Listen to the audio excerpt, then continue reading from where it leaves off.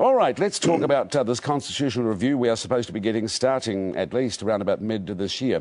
What is wrong with what we've got? We seem to get by. I think we just got to keep moving on. I mean, the New Zealand constitutional evolution has been a long and slow one, from a colony and right through now to an almost totally independent nation. I say almost, because we still don't have a head of state. We borrow a head of state from the British, from the English, which is the Queen. It's her birthday, official birthday, I think, today too. The Queen of New Zealand, as Norman Kirk termed. We should thank her for her tremendous work over the years. I mean, she's a marvellous woman, wonderful woman. But she is actually living 20,000 kilometres away. She is not one of us. I think she is one of us, to use your term, Paul. So we just need to continue and complete the journey. I wouldn't be upset that the government has not been able to navigate this. Our constitutional process is not in a desperate state of disrepair or disrepute. Let's take it easy and slowly work this through, because changes once made are very hard to unmake.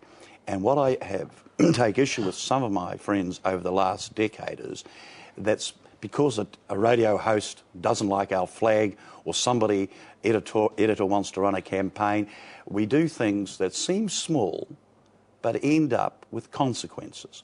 Without asking the public before an election, we get rid of our Privy Council. Without asking the Parliament, we're a bicultural country, not a multicultural country. We change our honours list back and forth. These are not small things. They do have consequences. Are they necessarily bad things, though? Not entirely. That's the point. New Zealand is one of the... No, exactly. I take what you... Because you can change things every 3 years. That's right. But we don't. And the honour system is a case to point. There was a committee of Parliament, cross-Parliament, studied it carefully. In fact, the evolution started before the committee I put up under Philip Burden, and we moved to a position, moved a little further under the Clark government, now have moved back part of the way, reintroducing knighthoods and titles and so forth under John Which are very much of New Zealand. Well, I think the titles is a mistake, but that's my view, and it's a well-held view, I'd have to say. But the real point that Mike makes, I think, is we mustn't be careful, though it's always too early. It was too early for New Zealand, or many of the members of Parliament in New Zealand, when the Treaty of Westminster, the Act, was passed in 1931. We didn't actually adopt it in New Zealand until 1947. You know, we waited all the time. Too rushed, don't rush. We didn't become New Zealanders until 1948. We actually fought in the 2 world wars as British citizens. Yeah, but there was a cunning manoeuvre by governments at the time, knowing Europe was going ablaze, to try and make the Brits stay here. But that's another issue. Clever guys, what I don't like is it's not coherent. And the treaty is an issue. If we did not have the Treaty of Waitangi, we'd have to invent it. It is a fundamental building block of our nation. Let me come on to the treaty shortly, and let's just talk about this business of having a more formalised constitution such as that of the United States and most other countries. In fact, New Zealand is only one of 3 other countries, along with Israel and the United Kingdom, not to have a formal written constitution. But then you could say, as we said at the beginning, we muddle along, we do all right. You could say that Zimbabwe, in fact, has a written constitution. Some of the most corrupt regimes in the world. Ukraine had a beautiful one. Beautiful constitutions. They read brilliantly. The real question on constitutions, not bring together an Act of Parliament, which is the Constitution Act, which we had one in 86 and we've amended and added to it, and Dr. Wayne Mapp was trying to get a private members bill in a couple of 3 years back on the same thing.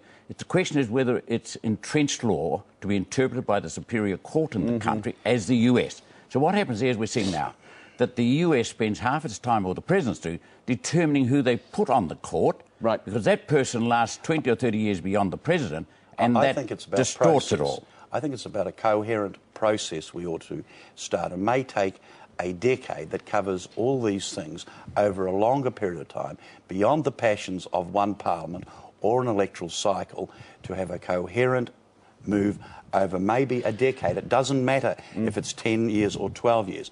And when people talk of a presidency, because Australia doesn't, what kind of presidency? An American one, a French one, Israeli one, an Irish one, a New Zealand one? I think there's a case, and I tried with legislation... Let's simply have a titular one. Let's have a titular one. But whatever, put it together. Because somebody wants to change the national anthem because they want a headline. Someone wants to change a flag. All these things are important. And I think, you know, I went to the Australian Constitutional Convention. I was the only Kiwi there. At every previous Australian convention, New Zealand ministers sat at the table. And you have a look at the And also we have constitutional relationship with Pacific Islands. The PIs have a view of this. Yes. And to fold the thing into a process that goes beyond some people's political But in life the end, for the absolutists, it's about the protection of our rights, isn't it? But Life, it is, liberty, it's and about the who we pursuit of are. happiness. It's about our place. No, but the trouble with, for example, the British system, where there is no formalised written constitution, is that Parliament, 51% of the Parliament, could bring back hanging just as quickly as they could make it 60 The only miles place an hour, that brought back 60 miles an hour on the open road. Well, let's go to facts. The only place that's brought back hanging in recent years is various states in the United States, despite their written constitution.